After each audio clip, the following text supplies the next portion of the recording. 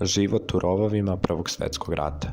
Ideja da ljudi kopaju i prave sklonište ispod zemlje kako bi se zaštitili nije bila inovativna za Prvi svjetski rat. Korišćenje rovova u ratu dominira od Američkog građanskog rata i Rusko-japanskog rata. Glavna ili udarna linija rovova suočava se sa neprijateljem. U slučaju da ona popusti, iza nje se nalazi pomoćna linija. U pomoćnoj liniji nalazi se ukopana u rovove soba koja služi kao prebivalište za vojnike, ponekad su tu mogli da stanu 3 do 4 čoveka. Ponekad to je bila soba za telefon. Komunikacioni rovovi bili su ključni za snabdevanje i prevoz ljudi i zaliha. Za svih ovih rovova nalazili bi se rovovi naziva SAPS. Ovi rovovi obično bi se nalazili na ničijoj zemlji. U njima bi se obično nalazili kamuflirani vojnici. Kada biste zarobili neprijateljski rov, naletili biste na problem.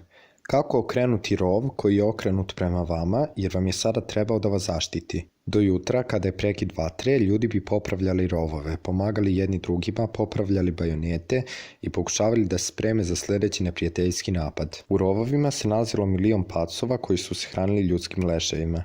Ljudi su napadali bube i razne bolesti, dok su neki poludeli i ogluveli zbog zvukova na ratištu.